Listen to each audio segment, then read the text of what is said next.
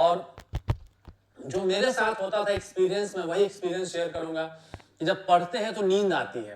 ये बहुत बड़ी समस्या है कि जब पढ़ते हैं तो नींद आती है, तो उस नींद को कैसे भगाएं, और पढ़ाई में मजा नहीं आता है। ये मेरे साथ 2-3 समस्या थी कि पढ़ाई बोरिंग है। मैं लिखता जाता हूं क्या क्या जो आज हम लोग डिस्कस करने वाले हैं इस क्लास में, इस सेशन में। ये पहला है स्लीप की प्रॉब्लम है, पढ़ाई करते ही नींद आती है। दूसरा है पढ़ाई बोरिंग है।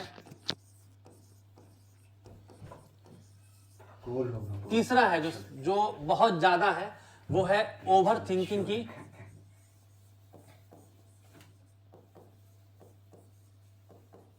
Over thinking. चौथा है स्ट्रेस में रहना। ये बहुत ज्यादा ये प्रॉब्लम है। 2 और इश्यूज हैं जो कि मैं बाद में उस पर चर्चा करूंगा और बाद में लिखूंगा। तो जो सबसे पहली चीज है, पढ़ाई में नींद आती है। ये मेरे साथ भी होता था। जब मैं, ऐसा नहीं है कि मैंने जब पहली बार एग्जाम की तैयारी शुरू की और एग्जाम की तैयारी में सफल हो गया, कई बार जब भी मैं अपनी नौकरी में था और जब ऑफिस में कोई डांट देता था, या सीनियर, एक बार मेरे सीनियर ने कहा दिया था कि तुम इडियट हो, तुम कुछ भी नहीं कर सकते हो, उस दिन मैं बहुत ज्यादा फ्रस्ट्रेट हुआ। उस दिन मैं सोचा कि नहीं, अब मैं अपनी किस्मत को बदलूंगा, मैं तैयारी स्टार्ट करूंगा। मैं गया किताब की दुकान पर, सीधे जब ऑफिस से फ्री हुआ सीधे किताब की दुकान पे गया। बेंगलोर में, जो लोग रहते होंगे बेंगलोर में, एक सपना बुक डिपो करके है बेंगलोर में, जहां पे सिविल सर्विसेज की किताबें मिलती हैं। और कितने लोग हैं बेंगलोर से? मुझे दिख नहीं रहा है वो, थोड़ा सा इसको,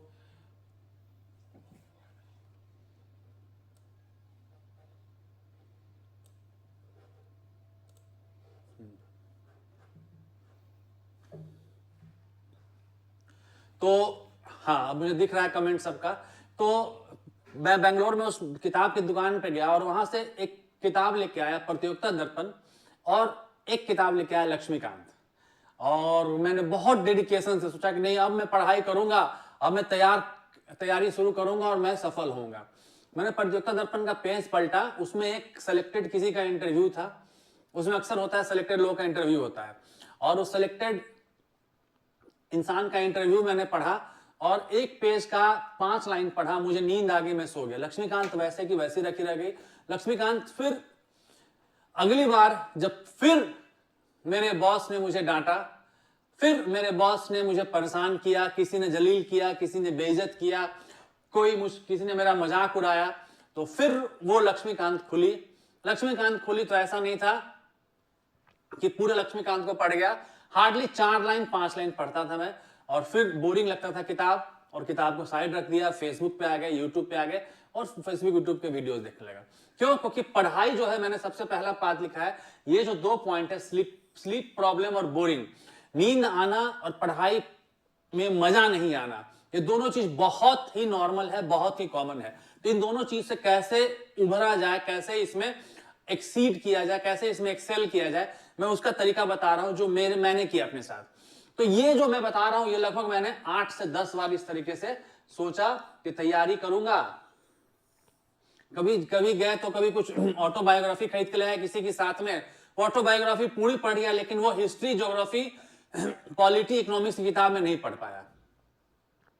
तो वहां से ये जो सफलता का सफर है, असफलता से सफलता का सफर है, जो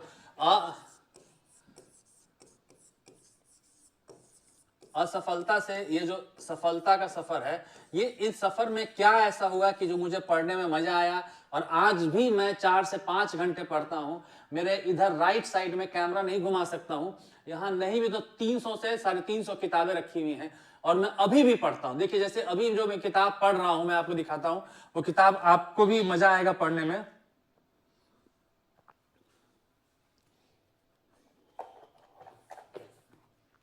ये किताब मैं अभी पढ़ रहा हूं, नरेंद्र कोहली का है, महासमर। ये महाभारत पे लिखी गई किताब है।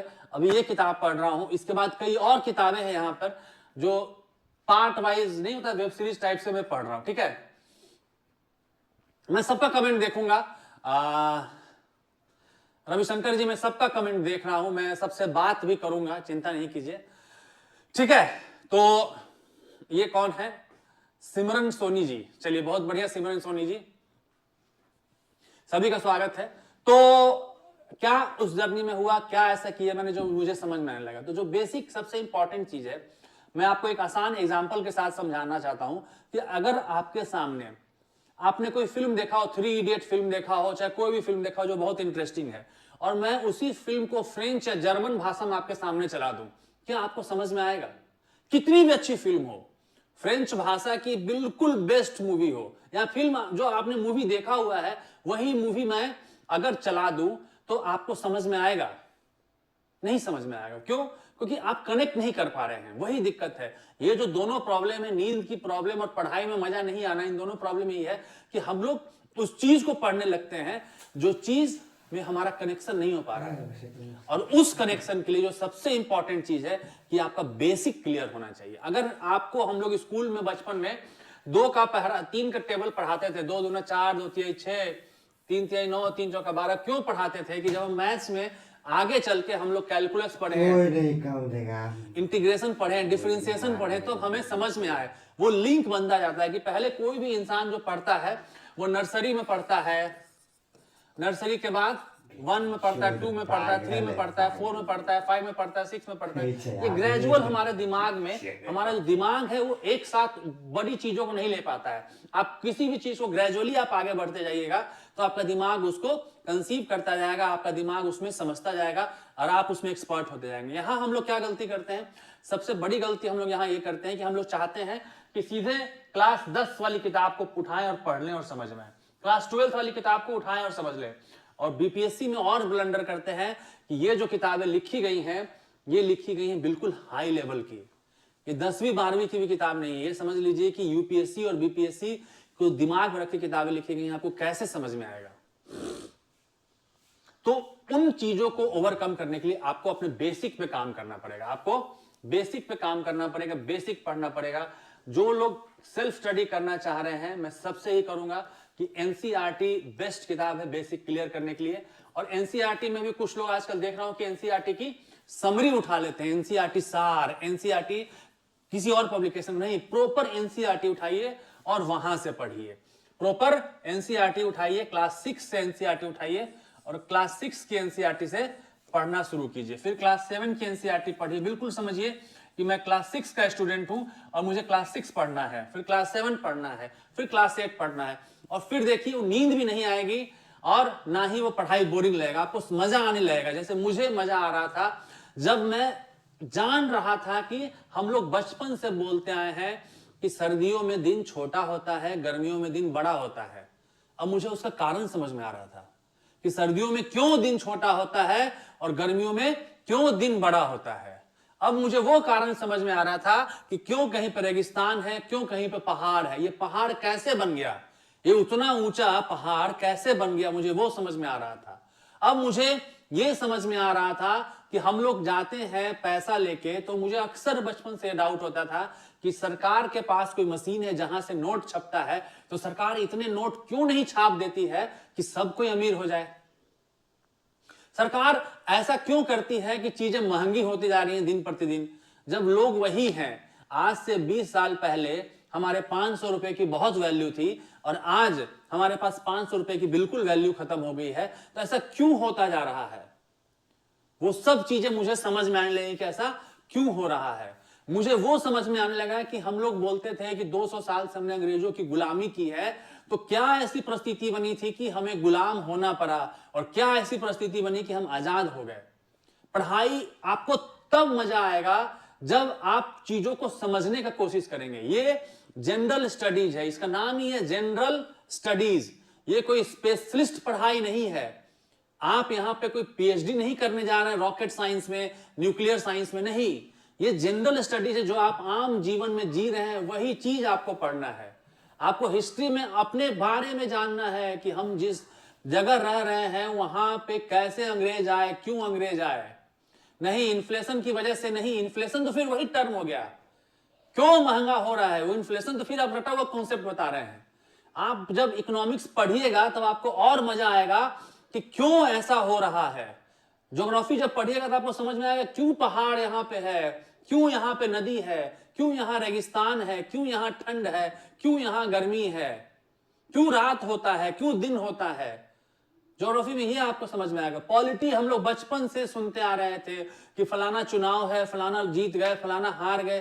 क्यों चुनाव होता है, कौन है मंत्री, मंत्री क्यों बनते हैं, विधायक क्या होते हैं, कैसे कोई नियम बनता है, कैसे कोई कानून बनता है, ये सब चीज समझ में आने लगेगा आपको तो आपको मजा आएगा। आपको लगेगा कि जैसे कि हम लोग कभी कभी वेब सीरीज देखते हैं और नींद आते रहता है, लेकिन तब भी सोचते हैं कि इस वेब सीरीज को कंप्लीट कर लें, हम इस वेब सीरीज को कंप्लीट कर लें तब सोएंगे। कभी कभी होता है हमारे साथ कि कोई बहुत अच्छी मूवी देख रहे हैं और नींद आ रहा है तो हम प्रयास करते हैं कि इसको कंप्लीट करके सोएं।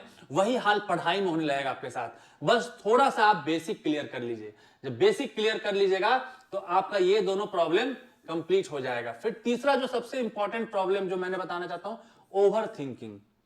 ओवर थिंकिंग की कहानी है, ओशो की एक कहानी है। उस ओशो की कहानी को सुनाना चाहता हूं। दो व्यक्ति ट्रेन में जा रहे थे, ठीक है। एक बुजुर्ग था, एक जवान लड़का था।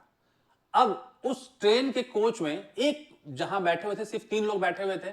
एक ये बुजुर्ग था, समझ लीजिए कि ट्रेन का सीट है, इस तरह से ट्रेन का सीट है। यहां एक बुजुर्ग बैठे हुए हैं, यहां एक यंग लड़का बैठा हुआ, इधर वाली सीट पे एक और व्यक्ति बैठा हुआ है, ठीक है।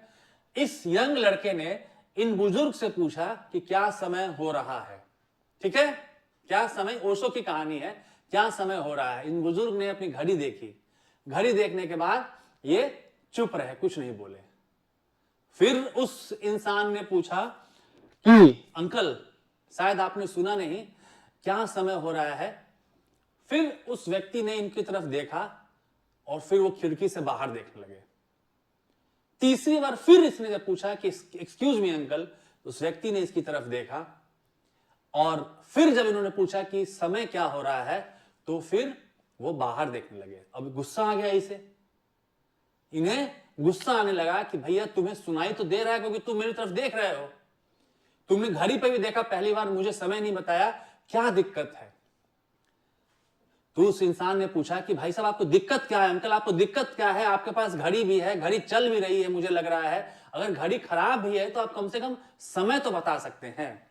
तो इंसान ने बताया, बूढ़े जो बुजुर्ग ने बताया कि तुम मुझसे समय पूछोगे, मैं तुम्हें बताऊंगा कि 10 बज रहे हैं। फिर तुम बोलोगे अंकल आप कहाँ रहते हैं, तो मैं बताऊंगा मैं फलाने जगह रहता हूं। तुम बताओगे मैं यहां रहता हूं। आप फिर तुम पूछोगे आप क्या करते हैं, तो मैं बताऊंगा मैं ये कर रहा हूं, तुम बताओगे मैं ये कर रहा हूं। फिर तुम बोलोगे कि मैं वहां रहता हूं, मेरे एक रिलेटिव वहां रहते हैं, मैं बोलूंगा हाँ वहां तुम रहते हो, यहां हम रहते हैं। धीरे धीरे करके हमें जान पहचान शुरू हो जाएगी। और फिर संजोग से अगर तुम हमारे घर आ गए, मेरी आदत है कि मैं खाने पे इनवाइट करता हूं लोगों को, तुम मेरे घर आ गए खाने पे, और खाने पे आ गए और तुमने, मेरी बेटी है जो तुम्हारे उम्र की है, और तुमने और मेरी बेटी में अगर प्रेम शुरू हो गया और तुम दोनों मजबूरी से मुझे मजबूर करने लगे शादी करने के लिए, और मैं उस व्यक्ति से अपनी बेटी की शादी नहीं कर सकता कि जिसको घड़ी पहनने की औकात नहीं है। तो वो आदमी बोलता है क्या पागल आदमी है आप, मैं घड़ी पूछ रहा हूं, आप बेटी की शादी तक पहुंच गए। यही होता है ओवर थिंकिंग, यही होता है ओवर थिंकिंग, कि जो होने वाला नहीं है हम उसके बारे में हजार चीजें कैलकुलेशन करके, यहां से वहां से इसको जोड़ के उसको घटा के, ये हो जाएगा वो हो जाएगा, यहां से वो आ जाएगा, यहां से हम आ जाएंगे, नहीं हुआ तो क्या हुआ, होगा तो क्या नहीं होगा, यहां क्या होगा वहां क्या होगा, सोच के हम लोग पागल हो जाते हैं। नहीं, अगर इससे बचना है, अगर इस ओवर थिंकिंग से बचना है तो आज से एक चीज स्टार्ट कीजिए, इसका सिर्फ एक ही अल्टरनेट है, वो है मेहनत। आप जिस दिन ज्यादा पढ़ेंगे ना, उस दिन ना आपको डिप्रेशन होगा, ना आपको स्ट्रेस होगा, ना आपको ओवर थिंकिंग होगी। समझ में आया? जिस दिन आप ज्यादा पढ़ लेंगे, ना आपको ओवर थिंकिंग होगी, ना आपको स्ट्रेस होगा, ना आपको डिप्रेशन होगा। सिर्फ इनका इलाज है मेहनत। आप जो कर रहे हैं वहां आप मेहनत लेना शुरू कीजिए। समझ गए?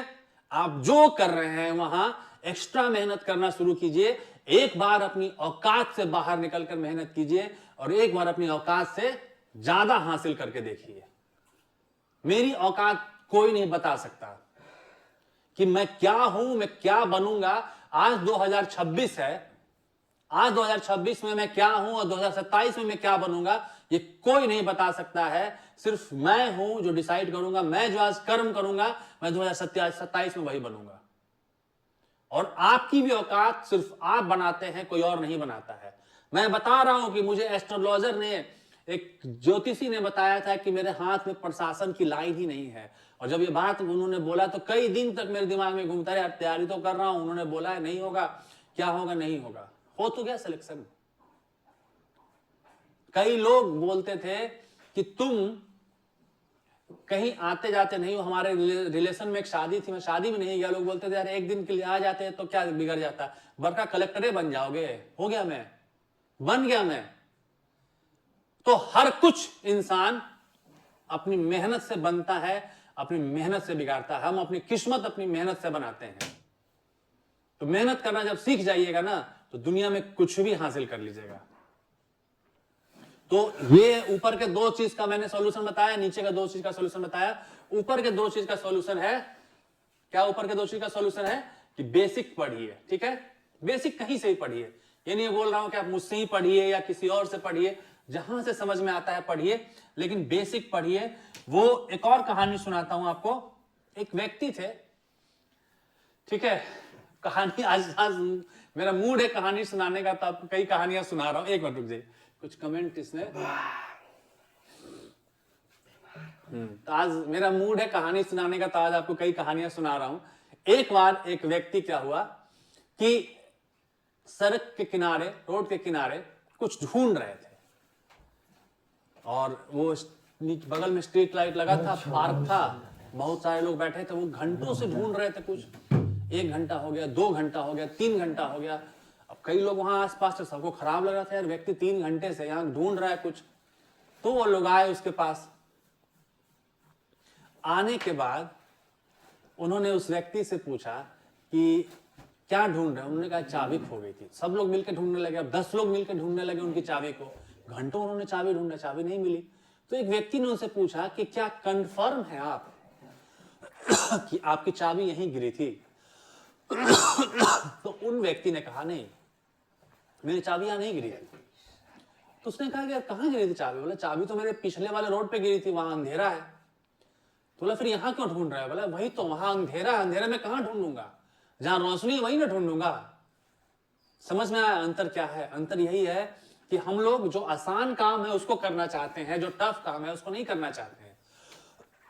आपकी चाबी गुम गई है क्योंकि आपका बेसिक क्लियर नहीं है। क्या बेसिक क्लियर नहीं है? और आप समझ रहे हैं कुछ और, आप कहीं और प्रयास कर रहे हैं कि मेरी किस्मत नहीं है, मेरी ये नहीं है, मेरी वो नहीं है। तो आपकी बेसिक जब क्लियर होगी तब आपकी चाबी मिलेगी। और बेसिक कैसे क्लियर करना है मैं बता चुका हूं। बेसिक कैसे क्लियर करना है? बेसिक अगर आपको क्लियर करना है तो आपको फिर से बच्चा बनना पड़ेगा, बच्चों की तरह पढ़ना पड़ेगा, बच्चों की तरह होमवर्क करना पड़ेगा, बच्चों की तरह आपको चीजों को समझना पड़ेगा। समझ में आया? कंफर्ट जोन से कैसे निकले? ब्रिजेश जी बहुत अच्छा सवाल है, कंफर्ट जोन से कैसे निकले? कंफर्ट जोन से निकलने का एक ही है, आपको पता होना चाहिए कि ये एक एग्जाम आपकी किस्मत को बदल के रख देगा। ये जो एग्जाम है ये एग्जाम नहीं है, ये अलादीन का जिन है। और अलादीन का जिन जब आपको मिल जाएगा तो आप अपने जीवन को बदल दीजिएगा, आप अपने परिवार को बदल दीजिएगा, आप अपने खानदान को बदल दीजिएगा। पूरे खानदान की लेगेसी अगर आप चेंज करना चाहते हैं ना, एक इंसान चाहिए, वो आप होंगे जो इतना मेहनत करेंगे कि पूरे खानदान का जो हायरार्की चलता आ रहा है ना उसको आप बदल के रख देंगे। और वो अगर आपको बनना है तो आपको उसके लिए ज्यादा मेहनत करना पड़ेगा। वो अगर आपको बनना है तो आपको उसके लिए वो सारा जो मैंने शुरू में एक लाइन बोली थी कि औकात से ज्यादा मेहनत करना होगा। और औकात से ज्यादा मेहनत कीजिएगा तभी औकात से ज्यादा आप हासिल कीजिएगा। चलिए अब थोड़ा सिलेबस और बुक लिस्ट पे बात कर लेते हैं क्योंकि वो पार्ट भी इंपॉर्टेंट है। तो सबसे पहले सिलेबस क्या है और एग्जाम का पैटर्न क्या है, ठीक है? अगर बीपीएससी की बात करें तो एग्जाम का जो पैटर्न है इसको भी समझ लीजिए। एग्जाम में आपके 3 पार्ट होते हैं, ठीक है? पहला होता है प्रीलिम्स। प्रीलिम्स होता है आपका 150 क्वेश्चन का। फिर उसके बाद आता है मेंस। यहां होता है आपके ऑब्जेक्टिव क्वेश्चन होते हैं। मेंस में क्या होता है, आपके होते हैं GS1, GS2, ठीक है, और एस्से, और उसके बाद होता है आपका ऑप्शनल जो कि क्वालिफाइंग होता है। मेन यही है, ऑप्शनल क्वालिफाइंग होता है, मेरिट इससे बनती है, और फाइनली होता है इंटरव्यू।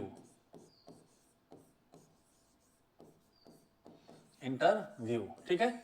अब ये 3 एग्जाम में आपको पढ़ना क्या होता है, अब इसके लिए जीएस ऑब्जेक्टिव क्वेश्चन है, वहां इंटरव्यू है। पढ़ाई कॉमन ही है सबके लिए। पढ़ाई क्या है, अब हम लोग सिलेबस देख लेते हैं। सिलेबस क्या है, सिलेबस में आपको पढ़ना होता है हिस्ट्री, हिस्ट्री के बाद है ज्योग्राफी,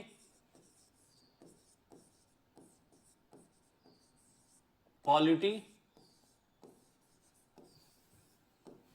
इकोनॉमिक्स,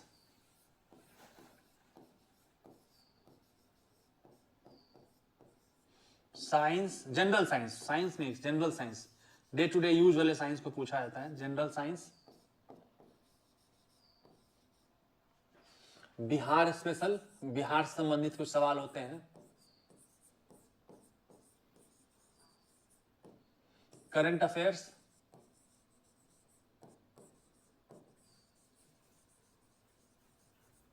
और मैथ्स, मैथ्स एंड रीजनिंग। ये 10 नंबर का फिक्स होता है, ठीक है। ये प्रीलिम्स में आपको इतना कुछ पढ़ना है, history, geography, polity, economics, science, Bihar reasoning, ठीक है। अब आपको लग रहा हो इतने सारे सब्जेक्ट हैं, ये उतने सारे सब्जेक्ट नहीं है।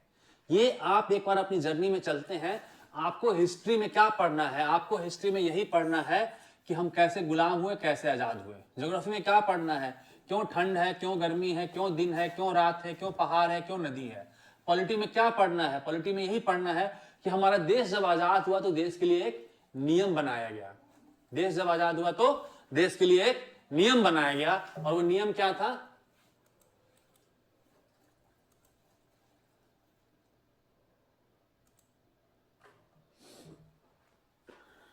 वो नियम क्या था, वो नियम था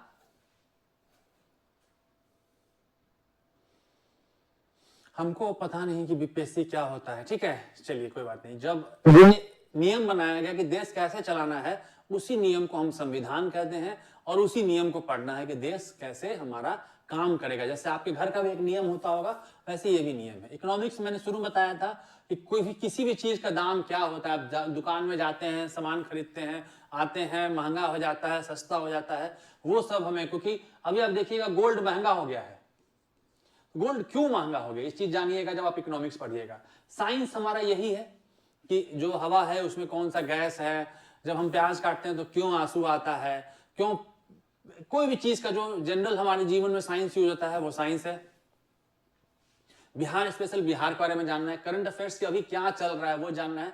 और 10 नंबर का मैथ्स रीजनिंग आता है जो कि बहुत बेसिक लेवल का होता है, आप आसानी से इसको कर सकते हैं। तो यही आपको सिलेबस है, यही पढ़ना है। बहुत कुछ ऐसा नहीं है कि आपको रॉकेट साइंस पढ़ना है तो कुछ पढ़ना है, नहीं, बेसिक चीजें पढ़नी। मैं हट जाता हूं सामने से, आप कुछ देख लीजिए। और इसको मैं यही कहना चाहता हूं कि आप जब भी किसी भी टीचर से पढ़िए, टीचर की रिस्पॉन्सिबिलिटी होनी चाहिए कि आपको ये इंटरेस्टिंग लगे। ये आपकी रिस्पॉन्सिबिलिटी नहीं है, वो डायरेक्टर की रिस्पॉन्सिबिलिटी होती है कि फिल्म उसकी इंटरेस्टिंग लगे। ये ऑडियंस की रिस्पॉन्सिबिलिटी नहीं होती है। मैथ्स से डरना नहीं है। 10 नंबर का मैथ्स होता है 150 नंबर के क्वेश्चन में, और वो मैथ्स के साथ 5 मैथ्स के क्वेश्चन होते हैं, 5 रीजनिंग के क्वेश्चन होते हैं, और वो बहुत बेसिक लेवल का होता है, ठीक है। तो ये सिलेबस है। और अगर कोई इसके बारे में एक्स्ट्रा कुछ जानना चाहता है इस कोर्स से रिलेटेड, तो आप इस नंबर पे बात कर सकते हैं, 9717527200, ठीक है। आप इस नंबर पे आप बात कर सकते हैं, आपको इससे रिलेटेड जो भी डिटेल्स चाहिए वो आपको यहां से पता चल सकता है, ठीक है। और भी कोई अगर कुछ जानना चाहता है, जो लोग लाइव हैं वो कमेंट कर सकते हैं, मैं आपको जरूर जवाब दूंगा। मैथ्स के बिना देखिए, ये डी कुमार आपका नाम है, डी कुमार जी, किसी भी चीज से नहीं डरना है। मैं बार बार सबको यही समझाता हूं कि इस जीवन में अगर छोटे से आप एक मैथ्स से डर गए, आप साइंस से डर गए, आप इससे डर गए, तो आगे डराने वाले इससे ज्यादा बड़े राक्षस खड़े हैं। नहीं डरना है, हम हर चीज पढ़ेंगे, हर चीज समझेंगे और हर चीज हम सफल होंगे। इस दुनिया में, इस ब्रह्मांड में जो भी कुछ है, मैं सब पे विजयी होऊंगा। मैं यहां पे जीतने के लिए आया हूं। ये बात आज से आप अपने दिमाग में बैठा लिए कि आप यहां जीतने के लिए आए हैं। आप किसी के गुलाम बनने के लिए और किसी और का सपना पूरा करने के लिए नहीं आए हैं। आपका जन्म इस ब्रह्मांड में हुआ है कि आप जीत सकें। और जब जीतने के लिए जब कोई आता है तो वो डरता नहीं है कि मैथ्स नहीं पढ़ूंगा। अरे मैथ्स क्या दिक्कत है, मैथ्स पढ़ेंगे और समझ लेंगे। कौन सा उसमें दिक्कत है? मैथ्स क्या है, परसेंटेज ही तो पूछता है मैथ्स में ज्यादातर। 10% क्या होता है? आप नहीं जाते हैं, दुकान में लिखा रहता है कि 100 रुपए का सामान है, 10% डिस्काउंट है। वही तो है। परसेंट मतलब क्या होता है? पर 100। तो 10 रुपया पर 100 में छोड़ा जाएगा। ठीक है, अगर ये 500 रुपए का सामान हो गया तो 100 रुपया में 10 रुपए छोड़ा जा रहा है, तो वैसे 500 रुपया में 50 रुपए छोड़ा जाएगा। यही तो पढ़ना है इसमें। परसेंटेज हो गया, एवरेज हो गया। एवरेज क्या, हम लोग नहीं बोलते हैं कि यार तुम्हारा एवरेज कितना होगा, बैटिंग एवरेज कितना है सचिन तेंदुलकर का। तो सचिन तेंदुलकर का बैटिंग एवरेज क्या है? सचिन तेंदुलकर अगर एक मैच में 50 रन बनाते हैं, दूसरे में आपको 70 रन बनाते हैं और तीसरे में आपको वो 30 रन बनाते हैं, ठीक है, 3 मैच में उन्होंने इतने रन बनाए, तो इनका एवरेज कितना होगा? तीनों को जोड़ देंगे, 70 30 100 150 150 डिवाइडेड बाई 3, 50 इनका एवरेज हो गया। मतलब अगर ये तीनों मैच में अगर कोई पूछे तो कभी ज्यादा बना रहे कभी वन बना रहे, तो इसका इनका बीच का एवरेज ये हो गया। यही एवरेज, परसेंटेज, यही सब तो पूछा जाएगा। तो फिर इसमें डरना कहां है? डर के नहीं जीना है यार, अब डर के नहीं जीना है। बस ये ठान लीजिए आपके अंदर वही सुपर पावर है, आप वही सुपरमैन है। अब नहीं डर के जीना है। जो डरना था डर लिए, अब जीतना है। अब हम जीतने के लिए आए हैं और हम जीतेंगे। समझ में आया? चलिए, तो और किसी का कोई विशेष सवाल है तो पूछिए, नहीं तो हम लोग कंप्लीट करते हैं। कल रात को फिर 9 बजे हम लोग मिलते हैं लाइव, और कल से कुछ पढ़ाई करेंगे, कुछ टॉपिक पे, इंपॉर्टेंट टॉपिक से उस पर पढ़ेंगे, कुछ इंपॉर्टेंट क्वेश्चन डिस्कस करेंगे। ठीक है, तो कल रात को 9 बजे फिर हम लोग लाइव मिलते हैं। चलिए, गुड नाइट। और किसी भी डाउट हो तो इस नंबर पे आप संपर्क कर सकते हैं। तभी तक के लिए bye, good night, all the best. Super power है, सुपर पावर बन के रहना है। हम कोई कमजोर नहीं है, कोई हमें हिला सके, कोई हमें डरा सके। खुद ही को कर बुलंद इतना कि हर तकदीर से पहले खुदा बंदे से खुद पूछे कि बता तेरी रजा क्या है।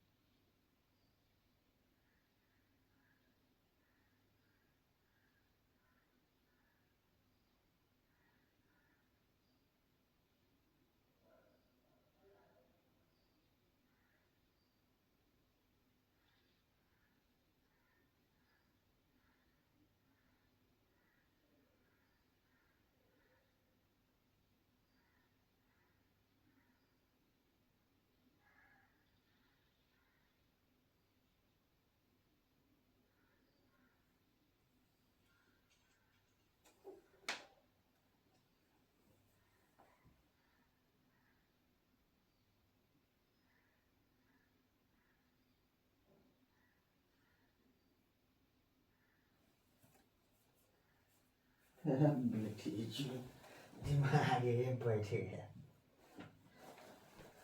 टीचर को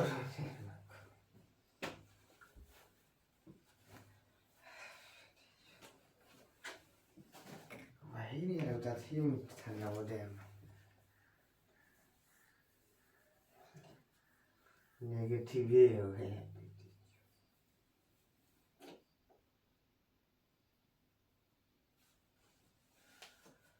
वाह ये